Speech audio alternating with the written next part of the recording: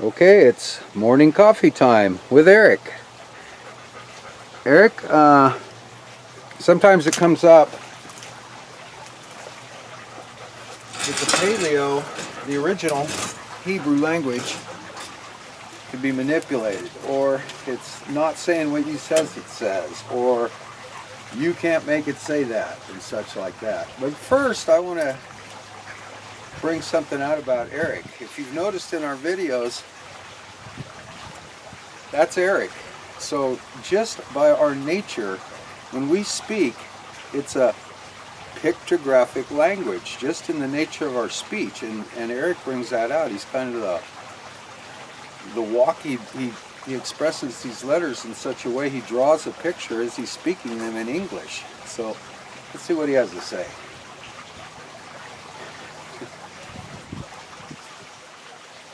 There was one time I was thinking about why is this planet called Earth? Earth. When we think of land, we think of territory. This is the terrestrial sphere, or the flat terracotta, terra firma, territory. So the word terra has to do with earthiness, but the word in Hebrew is actually eretz. It's spelled aleph-resh zadi, and this whole study of the Paleo-Hebrew from the Eschatology perspective is looking at each individual letter.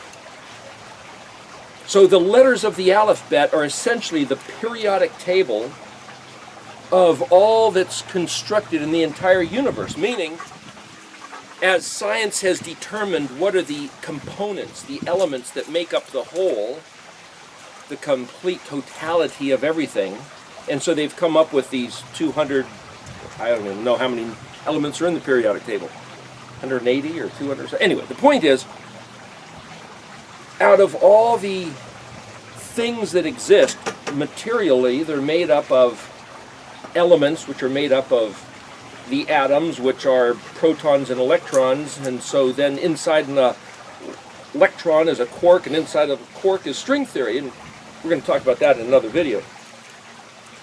But what is it that makes those up? The Hebrew alphabet. The Hebrew aleph-bet, the 22 letters, I believe, is the essential, call it a component or an element, or it's the smallest unit that together in this string of 22 is the vibrating, wiggling string that makes up. String theory isn't a reality, but it is a real theory. It's a proposal. It's a hypothesis that says, hey, we think that this is, because nobody can see that small, and it's all just speculation. But nevertheless, I'm just using that as a comparison, saying, what are these 22 letters then, which merahefet, wiggle, frequency, vibration, started this whole thing being, and is that which composes and formulates and causes to exist everything that we experience. It's these 22 letters. So what are they? If you look at the table of elements, the periodic table, it says, oh, well, if you just have one electron and one proton, you got hydrogen. If you have two, you've got helium. If you've got 3, 4, 5, and then it runs down into it just builds. You start with aleph, and aleph, if you add a little more, you might say, or look a little closer into aleph, then you get bet. I've mentioned it before. It's like the Cat in the Hat story by Dr. Seuss. This cat has this hat, and he takes it off and pulls out cat B. This is cat A and cat B, and then pulls out the hat of cat B, and there's cat C, and so forth. That's one of his stories. And I'm saying that that's the way the Hebrew alphabet works. It's kind of like there's another concept people have of Russian dolls or Chinese boxes. Or you take one, you open up, there's another, you open up that, and there's another. So if that's the way that works, how does anybody assign value to what those things are? I can call them the letters, the aleph, the bet, the gimel, the dalet, the hey, but I've also proposed that those letters in the Hebrew alphabet are self-referential, meaning that there's this code embedded within the alphabet itself, referring to the aleph-bet itself. So I'm not trying to take other information and bring it in and stick it in. Like, I remember a game as a kid, Mr. Potato Head. You take a potato and then you stick in toothpicks and, you got an eyes and a nose and you create a face. I'm not trying to do that with the aleph-bet. I'm trying to read what the aleph-bet is saying about itself. I can tell you're not trying to do that just by showing your hands like that. Whoa, hey, I'm innocent here.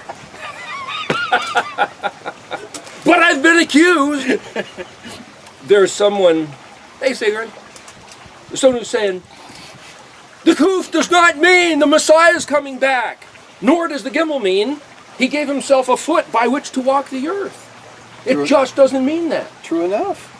Gimel is more like pride and haughty. Well, that is true. She's right. The people that protest that, oh, this letter doesn't mean that, and this letter doesn't mean what I say it means, they're right. Kuf does not mean the Messiah is coming back. However, if you look at the narrative expressed in the sequence of letters, I can absolutely certainly see that it refers to, Kuf refers to, something on the distant horizon. Why? Because the letter Kuf is drawn as the sun on the horizon. The word Kof, spelled Kufav Pei, which is also the phonetic sound of Kuf, depends whether you give the Vav the O sound or the U sound, is a monkey. So what's a monkey got to do with the Messiah coming back? What is a monkey? A monkey's got these long arms and this long tail, and he swings from tree to tree. Whoop! This long reach. Like the sun on the horizon, it's this long, are you sure? Are you just grabbing it? That's the picture that's in the Kuf. I've also said the word Kuf is like an exclamation point and a question mark, which is a picture of the pillar of fire, like the exclamation point, and the billowing pillar of smoke, like the question mark, that was above the Ark of the Covenant that was in the Mishkan. So these are all picture types. On the chart, I referred to them as thematic logograms. The word logo is a Greek word, logos, it's right there in John 1. But a logo in English, a very simple one that's easily recognizable is the Nike swish. They have this little... But the word Nike comes from Greek, which means victory. So this guy makes athletic apparel, and it's like, to the victor, wear our stuff. And it's these suggestive concepts that, because that's the way our minds work.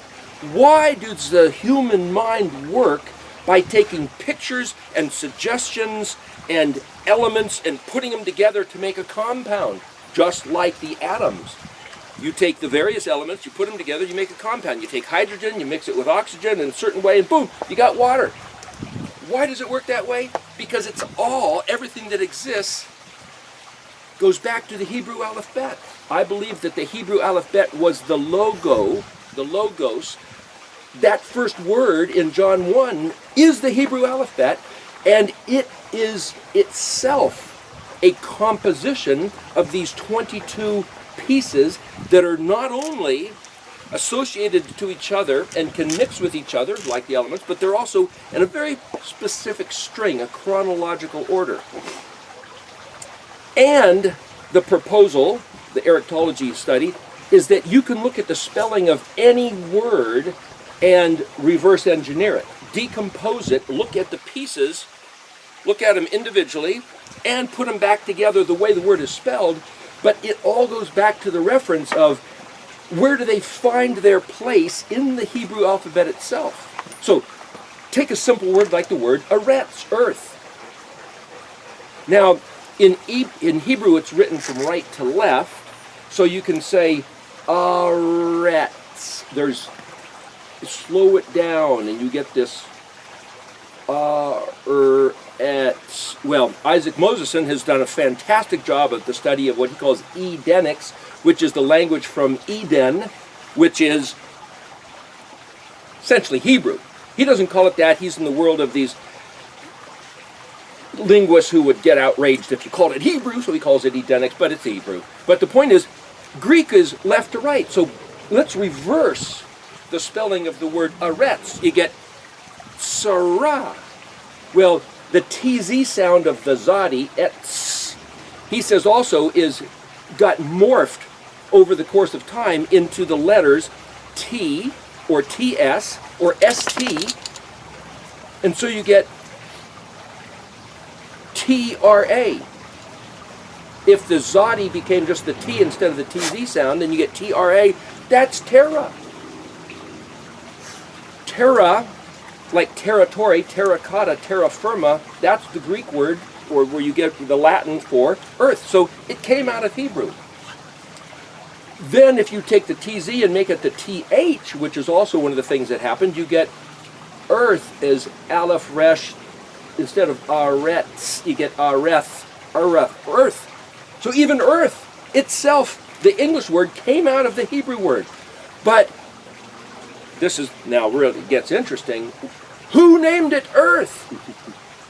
The maker. Did he have a reason? Did he just say, well, I'll just think of some soundbite. Let's call it earth. It's in Genesis 1:1. So let's look at the spelling of the word earth, aretz, aleph resh zadi. Now, the way to analyze this all boils down to what value do I give these letters. Now, take it out of the periodic table of elements, and let's say that these are variables like a mathematical equation. You've got three variables, aleph, resh, and zadi. For me to say that the aleph means, or is the equivalent value of I am or I will, how can I validate that? Every time the word in the scripture is translated I am, or speaking of first person, personal, it starts with an aleph. Ehye, anoki, ati, oti, ani. Speaking of oneself. And I've noticed that if there's a verb and it's translated, I will do this, it starts with the letter aleph. So that's just the function that when you put an aleph onto the beginning of a word, that seems to be that even those who are professional scholars and translators and linguists, when they see that aleph, they know that it's referential of the first person who's declaring he's going to do something or that he is something. And so even in English we have the word like artist, administrator, author, and even then the phonic sound of entrepreneur, because the E sound, the short E, like in aleph-tav is pronounced et. And the word aleph-tav, which is never translated, is the first letter and the last letter, the beginning and the end, so the et, extraterrestrial, that's where that comes from, is the one who initiated and then will resolve it because it's a specific plan. So, to take then as the imposed value that the aleph means I am or I will, and again, by calling it part of the Eschatology study, I'm claiming artistic license to do so. And if someone else walks up and says, hey, you can't do that, it's like, whoa, step back, Joe. In my sandbox, this is what we do. And if you want to join me in my sandbox, you're allowed to do that too, and we can talk about it. But if you have a sandbox, and in your sandbox you can't do that, well then I'd be happy to respect you if I was to engage you in your sandbox. Or we could take it out into the street, settle it another way. Who can drink the strongest coffee? We'll have feats of strength or air our grievances around the aluminum pole of Festivus. Maybe that's a place to squabble. About that coffee, I said it was going to get cold, was I right? It's on its way. The point is, I am proposing in this sandbox of Eschatology that if we can find a way confined within the Hebrew language, a way to give a value to each of the Hebrew letters, then we can reverse engineer by taking those values and plugging them into those letters, qualifying the whole thing by this great dictionary, and then see how the verse reads. How does the word read? So you get this word eretz. So if the letter aleph means I am or I will, then you're left with resh zadi, rats. Now I want to show you something. I talk pretty often about if you read it in Hebrew, you can see this, but you can't see it in English. It's like, there he goes again. What the heck is he talking about? So let me show you something. If you just take the word spelled resh zadi,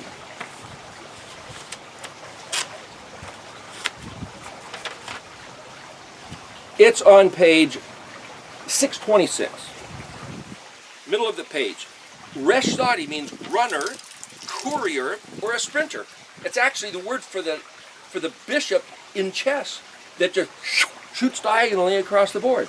So to have in chess, the bishop can only run on a diagonal course. He's not allowed to go vertical, perpendicular, that's the rook. But what I'm saying is, to have a track or a designated course, like a courier, your job is to go to certain businesses, like a mailman, FedEx guy. That's the concept of resh zadi. So the track is the concept of resh zadi, but so is the guy on the track. And so is the act of being on that track. So here it says, a sprinter, a runner, a courier, or it's also a strip or a bar. Well, the strip is the stripe that the guy's on. Then you add an aleph to it, so it's resh zadi aleph, and it means to run, the verb to run. And it says a secondary form of resh vav zadi. Well, that means as a derivative of that word, I now should look at resh vav zadi. So I go over here. I'm trying to show you, we've talked so many times, the way you use the dictionary, and I never make it real clear. So that's what I'm trying to do here. So you look at resh vav zadi on page 612, and it means, resh vav zadi means run. It's associated with an Akkadian word that means to hasten to help. So now you know that the word isn't just running, but it's this intent of the mind to go do something quickly, in a hurry, It's also the word for jockey, the guy that's on the back of the horse running the race. So it's an occupation. Now, there's one other thing you can do.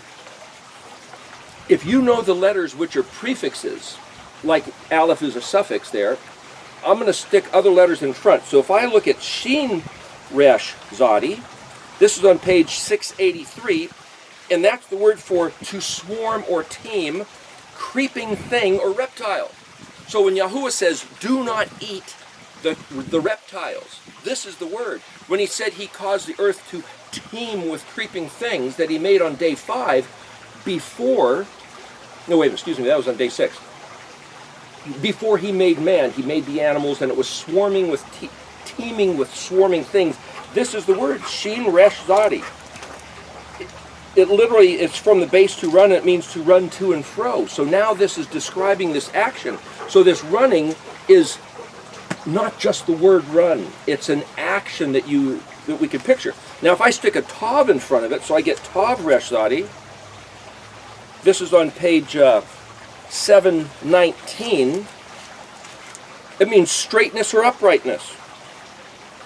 That's a whole different thing. Straightness or uprightness, that's similar to the word yashar, as in Yisrael, Yod Shin Resh, yashar, Israel. But this means he made straight, made right, directed. Similar to the Arabic word arata, meaning he stabilized. He set right a difficulty, answered a difficult question, or explained. What has that got to do with running, or a bishop in chess, or the earth?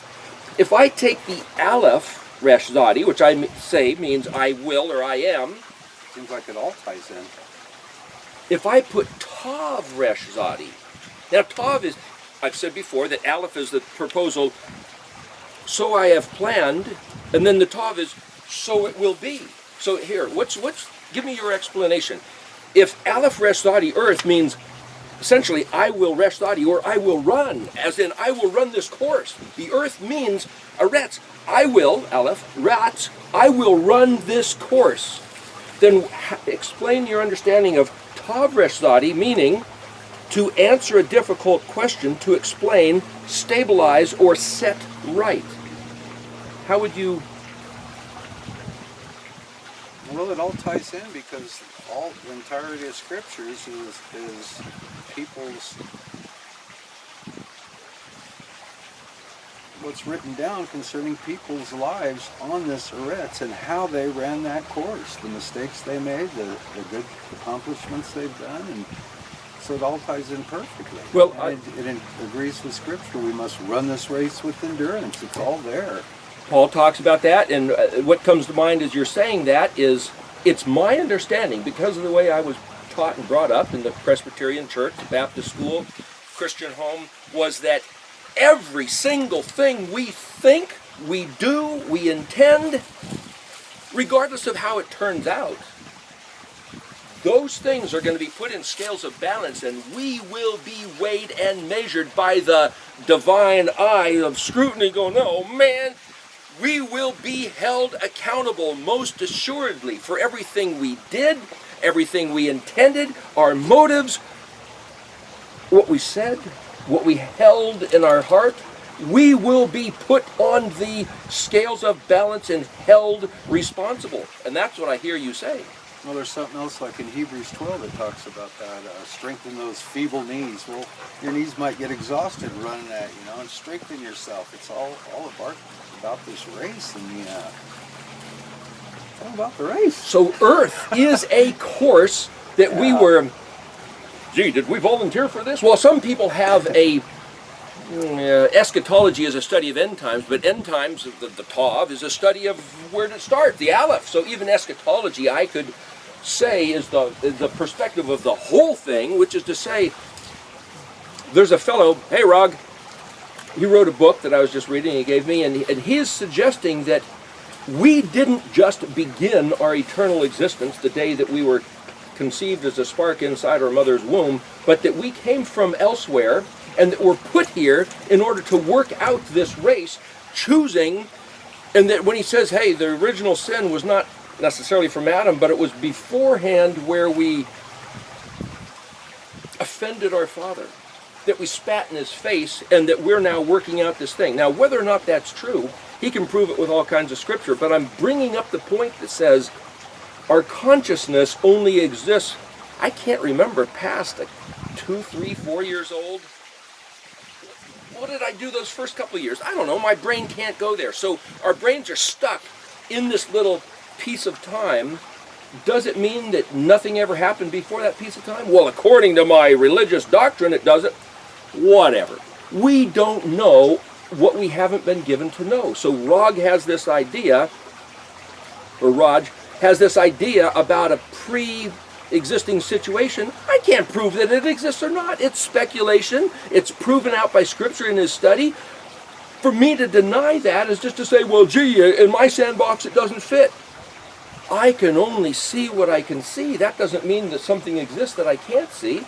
But what I'm saying is, we were stuck on this planet to run this course by somebody for some reason. Everything else is speculation and belief. Here's an interesting word. You remember the I Love Lucy show? Fred and Ethel Mertz were their sidekicks. What was the job function of the Mertzes, especially Ethel Mertz?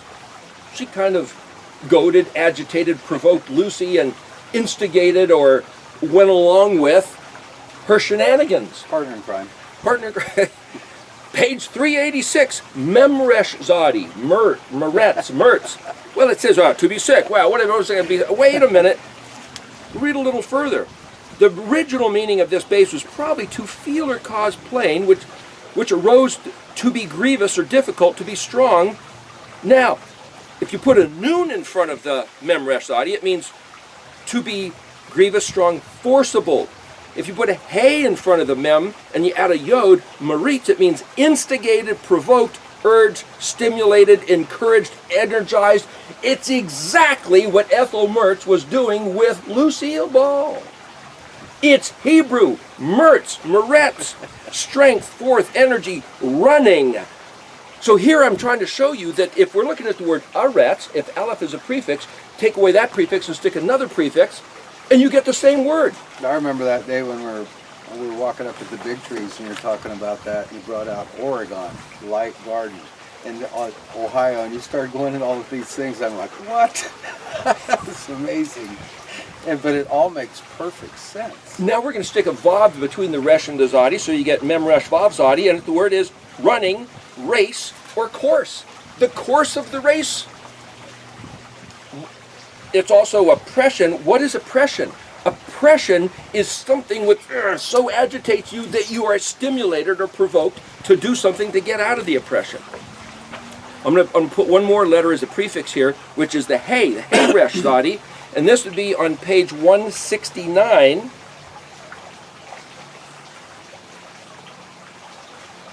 You won't find hey resh, because the hey is a very interesting prefix. It does other things to it. We won't get into that, but at the very bottom of the center column, it says hey resh zadi aleph hey. Now, part of the study, I know that aleph hey are suffixes, and hey is this prefix, but here you have the resh zadi, and it means discourse or public lecture. What we're doing here is a hey resh zadi aleph hey.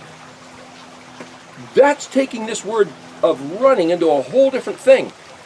It also is a gracious acceptance of a sacrifice, an atonement. Now, how in the world does that fit in? This could be a much longer talk. But, hey resh zadi, hey, see, if you go through sequentially in this dictionary, you add letters, take away letters according to their alphabetic order, and it just means causing to run or running. There's something about an atonement and a running that's in resh zadi. And depending on the prefix letter or the suffix letter, it gives you different aspects, but it has also to do with a discourse, which is a talk. Now, I'm going to bring this back together. If I say that the aleph means I am or I will, it's self-referential of the one who's speaking. Well, who spoke the aleph-bet? If it's the same word as the logos in John 1, then it's the inventor of the aleph-bet, which is the Elohim of creation of Genesis 1. And for then the aleph to say, I am or I will, it's talking about himself. So the aleph-bet is his own disclosure. It's his discourse. It's his public lecture is the aleph-bet. Therefore, when he says, I will run what? This course. What course? This string of letters of the aleph-bet itself is his claiming to do this. And then if you look back at the letters where it goes aleph, bet, gimel, dalet, the bet is to embody, it's to put in a structured form, and gimel is a foot, the letter with a foot. So he says, then the aleph-bet itself is him declaring what he's going to do. I, the creator of the aleph-bet, will put myself in a body, give myself a foot, and run this course of, and then that's where dalet is associated with the word for earth. I'm going to myself run this as an atonement. Looks like we got some company, so we're going to have to cut this People are short. coming for Shabbat now. It's going to get a little noisy. Okay, Hey guys. Shabbat shalom. All right, well, we'll have to cut this off, but at least I hope that people have got this idea of where I come up with that aleph resh zadi, I will run. Good morning. To be continued. Shabbat shalom, y'all. This is my track of providing an atonement for the people that I'm going to come down and hang out with because it's my delight, which is in Proverbs chapter 8. Shabbat shalom. Anyway, I hope you got something out of that, and we got to run.